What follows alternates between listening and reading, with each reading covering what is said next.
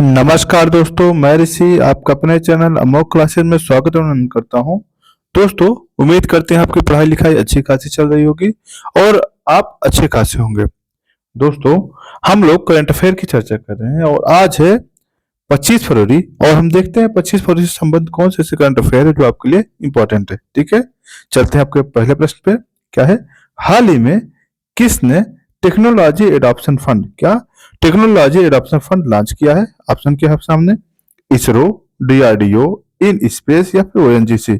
Answer क्या होगा दोस्तों इसका? In space. किसने लॉन्च किया है? In space. ठीक है, देखिएगा।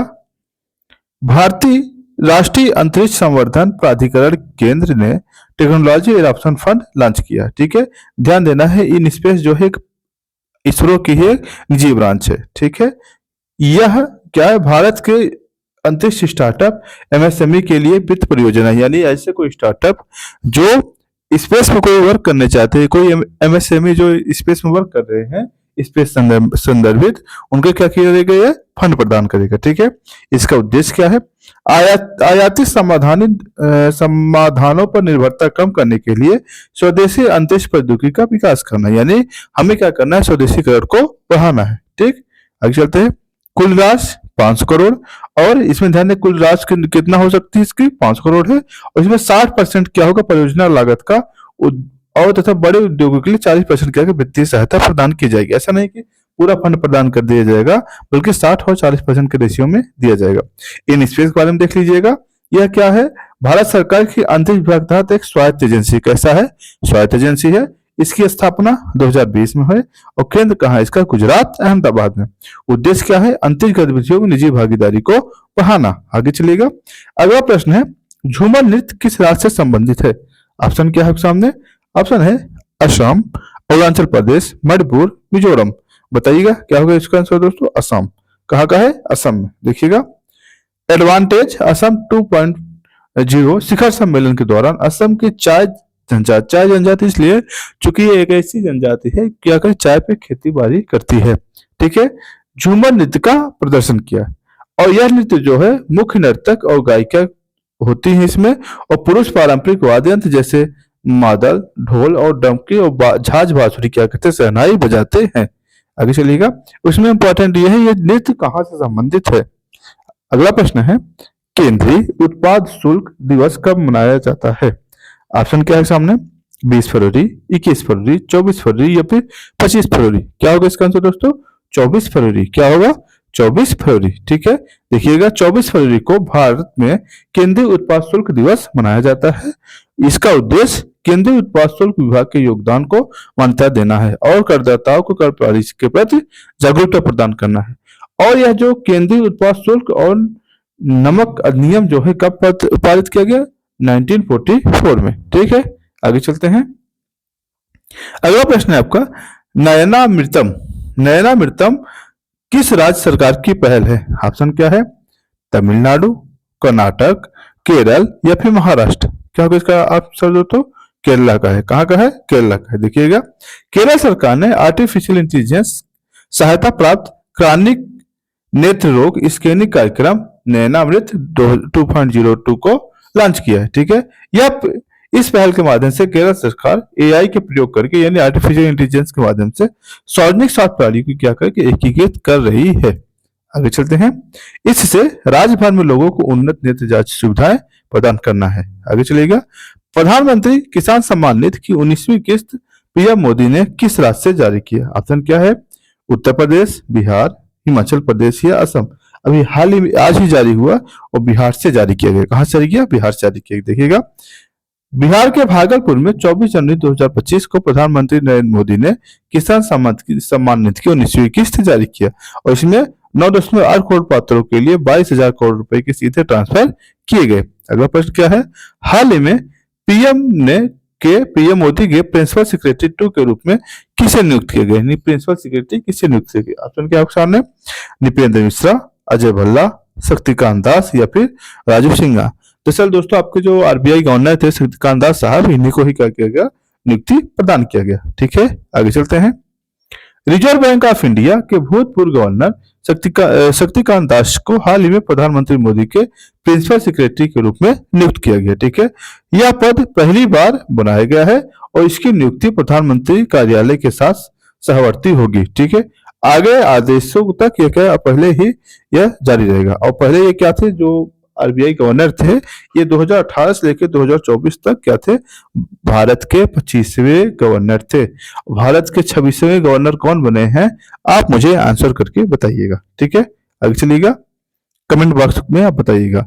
आगे, फाइनेंशियल लिटरेसी वीक किस संस्था ने लॉन्च किया? फाइनेंशियल लिटरेसी वीक किस संस्था ने लॉन्च किया? ऑप्शन क्या है सामने, एसबीआई, आरबीआई, नीति आयोग या सेबी। किसने लॉन्च किया दोस्तों? आरबीआई। किसने लॉन्च किया? आरबीआई। देखिएगा, भारतीय रिजर्व बैंक ने वित्तीय साक्षरता महिला समृद्धि थीम पर ध्यान केंद्रित करते हुए 24 फरवरी से 28 फरवरी तक क्या किया? फाइनेंशियल लिटरेसी वीक 2025 को लॉन्च किया। ठीक है, इसका उद्देश्य क्या है दोस्तों? आत्मनिर्भर भारत के लिए विकसित भारत 2047 विजन। ठीक है, इसके बाद क्या? तालमेल बैठाने, वित्तीय जागरूकता को बढ़ावा देना और वित्तीय समावेशन को क्या करना है? बढ़ाना है। ठीक है, आगे चलिएगा। वनडे इंटरनेशनल क्रिकेट में सबसे तेज 14,000 रन बनाने वाले खिलाड़ी कौन से हैं? बताइएगा। ऑप्शन क्या है? Babar Azam, Rohit Sharma, Steve Smith, Virat Kohli.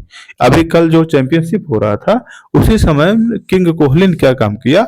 एक शतकीय पारी खेली। कैसी पारी की? शतकीय पारी खेली था। उसी समय क्या हुआ? एक नया रिकॉर्ड भी बना था। ठीक है, कौन थे? आपके विराट कोहली साहब थे। कौन थे? विराट कोहली। ठीक है, आगे चलते हैं। विराट कोहली ने एक दिवसीय अंतरराष्ट्रीय वनडे में सबसे तेज 14,000 रन बनाने वाले बल्लेबाज बन गए हैं। उन्होंने पाकिस्तान के खिलाफ चैंपियन ट्रॉफी 2025 के दौरान उपलब्धि हासिल की। कोहली ने सिर्फ 287 पारियों में यह उपलब्धि हासिल की और यह सचिन तेंदुलकर के 350 पारियों, सूर्य कुमार संगवार 378 पारियों में यह रिकॉर्ड पूरा किया। ठीक है, आगे चलते हैं। हाल ही में प्रसिद्ध नृत्याचार मायाधर राउत का निधन हुआ। वो किस राज्य से संबंधित थे, यानी किस राज्य के रहने वाले थे? ऑप्शन क्या है सामने? झारखंड, उड़ीसा, महाराष्ट्र या फिर केरला। क्या होगा इसका दोस्तों आंसर? उड़ीसा। कहाँ के रहने वाले थे? उड़ीसा के। देखिएगा, प्रसिद्ध उड़ीसी नृत्यकार माधव राव, जिन्हें उड़ीसा नृत्य का जनक कहा जाता है। क्या कहा जाता है? उड़ीसा नृत्य का जनक कहा जाता है। इनका निधन हुआ कब? 92 वर्ष के थे, ये इनका निधन हो गया। और श्री पद्म श्री सम्मानित मायाधर राव को 1950 के दशक में उड़ीसी नृत्य के पुनरुद्धार और मानकीकरण के लिए महत्वपूर्ण भूमिका इन्होंने निभाई थी। ठीक है, आगे चलते हैं। अगला प्रश्न है, ग्लोबल फायर पावर रैंकिंग 2025 के अनुसार रक्षा बजट के मामले में भारत का कौन सा स्थान है? पहला ऑप्शन क्या है? चौथा, तीसरा, चौथा, दूसरा या फिर पांचवा। कौन सा है दोस्तों? चौथा। कौन सा है? चौथा। देखिएगा, अंतरराष्ट्रीय सामरिक अध्ययन की हालिया रिपोर्ट के अनुसार 2024 में वैश्विक रक्षा का $2.46 तक पहुंच गया और 2023 में क्या था? ये कितना था? $2.24 ट्रिलियन था, जिसकी तुलना में लगभग काफी वृद्धि हुई है। ठीक है, और वैश्विक जीडीपी का जो औसत हिस्सा है जो हम सेना में खर्च करते हैं, कितना है? 1.9% है। ठीक है, और इसमें सबसे पहली इंपॉर्टेंट पॉइंट ये है, सबसे ज्यादा कौन खर्च करता है? यूएसएस खर्च करता है, उसके बाद चीन खर्च करता है, उसके बाद रूस खर्च करता है, उसके बाद भारत खर्च है। यानी भारत चौथे स्थान पर है जिसमें सर्वाधिक सैन्य पे पैसा खर्च करने वाला। ठीक है, अगला क्या प्रश्न है? मूडीज एनालिटिका की हालिया रिपोर्ट के अनुसार भारत के आर्थिक विकास दर 2025 में कितना रहेगी? ऑप्शन क्या है? 6.4, 6.25, 7, 7.5। क्या होगा इसका आंसर दोस्तों? 6.4। ठीक है, देखिएगा, भारत की आर्थिक वृद्धि दर 2025 में घटकर 6.4 रहने का अनुमान है। यह 2024 में 6.6 थी। इसने बताया था क्या 2024 कितनी थी? 6.6 थी। ठीक है, यह आंकड़ा मूडीज एनालिटिक की हालिया रिपोर्ट के में सामने आया। ठीक है, और मूडीज ऐसी संस्था है, हालांकि इसमें कई बार भ्रष्टाचार वगैरह जैसे रिपोर्ट लगते रहे हैं, इसलिए बहुत ज्यादा विश्वसनीय इनका डेटा नहीं रहता। खैर, प्रश्न के लिए इंपॉर्टेंट है। ठीक है, अगला प्रश्न क्या है? Times Higher Education World Reputation Ranking के अनुसार विश्व का शीर्ष विश्वविद्यालय कौन सा है? ऑप्शन क्या है? हार्वर्ड है, ऑक्सफोर्ड है, मैसाचुसेट्स है या फिर आईआईटी मद्रास है। क्या होगा दोस्तों इसका? हार्वर्ड। हार्वर्ड जो विश्वविद्यालय है क्या विश्व के प्रथम स्थान पर है। ठीक है, देखिएगा Times Higher Education World Reputation Ranking 2025 में विश्व भर के प्रतिष्ठित विश्वविद्यालय का आकलन करती है जो शैक्षणिक उत्कृष्टता और वैश्विक मान्यता को प्राथमिकता देते हैं। ठीक है, अगला क्या है, इस वर्ष हार्वर्ड विश्वविद्यालय लगातार 14वें वर्ष प्रथम स्थान पर रहा। ध्यान देना है, लगातार 14 सालों से ये शीर्ष स्थान पर बना हुआ है। ठीक है, आगे चलिएगा, जबकि मैसाचुसेट्स जो यूनिवर्सिटी है आपका टेक्नोलॉजी वाला इसे दूसरे स्थान पर, किसके स्थान पर, दूसरे स्थान पर। और इस साल भारत के 4 प्रमुख संस्थान जो है इस सूची में हुए हैं। और उड़ीसा का शिक्षा अनुसंधान जो है पहली बार क्या है 200 से लेकर 300 रैंकिंग समूह में शामिल हुआ है। ठीक है, हार्वर्ड विश्वविद्यालय 14वें से लगातार आया है। ऑक्सफोर्ड विश्वविद्यालय दूसरे स्थान पर आया है और यूके के एक विश्वविद्यालय को ऑक्सफोर्ड शीर्ष 7 स्थान में शामिल हुआ है। और इसमें देखिएगा भारत के रैंकिंग देख लीजिए, भारत का प्रदर्शन देख लीजिएगा। आईसीएससी बेंगलुरु 101 125 रैंकिंग बैंड में है, लेकिन अब यह 201 से 203 रैंकिंग बैंड में आ गया है। आईआईटी मद्रास 175 से 151 से 75 से गिर के क्या होगा 201 203 रैंक में पहुंच गए। यानी ये क्या है, इनके जो संस्थान है काफी ज्यादा गिरावट हुए है। कौन, लेकिन नाम देख लीजिए कौन कौन सा है। आईसीएससी है, आईआईटी दिल्ली है, आईआईटी मद्रास है, आईआईटी बॉम्बे है, ये क्या है ज्यादा शामिल है। अगला क्या है, शिक्षो अनुसंधान, ये भी आपका इसमें शामिल है। देखिएगा हाल ही में कौन सा हवाई अड्डा सर्वश्रेष्ठ सुरक्षा पुरस्कार से सम्मानित किया गया। ऑप्शन क्या है आपका, इंदिरा गांधी, मनोहर अंतरराष्ट्रीय हवाई अड्डा, मर्यादा पुरुषोत्तम या फिर जेवर। क्या होगा इसका आंसर दोस्तों, मनोहर अंतरराष्ट्रीय हवाई अड्डा। जो मनोहर अंतरराष्ट्रीय हवाई अड्डा है इस बार सबसे अच्छा हवाई अड्डा या सबसे सुरक्षित हवाई अड्डा क्या किया गया, घोषित किया गया। देखिएगा मनोहर अंतरराष्ट्रीय हवाई अड्डा, जिससे जीएमआर गोवा अंतरराष्ट्रीय हवाई अड्डा लिमिटेड द्वारा विकसित और संचालित किया गया है, ने इतिहास रच दिया। क्या किया इसने, भारत का पहला हवाई अड्डा बना जिसे राष्ट्रीय सुरक्षा परिषद पुरस्कार 2024 और सेवा क्षेत्र के श्रेणी में प्रतिष्ठित सर्वश्रेष्ठ सुरक्षा पुरस्कार से सम्मानित किया गया। ठीक है, यह पुरस्कार मुंबई के द ललित में आयोजित एक भव्य समारोह में दिया गया।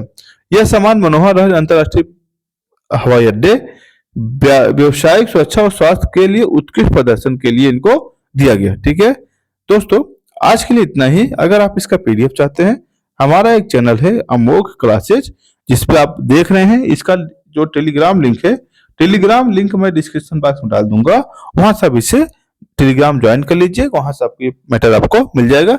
साथ ही दोस्तों वहां पे अन्य आपकी तैयारी जो पीटी फैक्ट को होती है या जो तैयारी उसको कराई जा रही है, ठीक है, उसका लाभ उठाइए। आज के लिए इतना ही, धन्यवाद।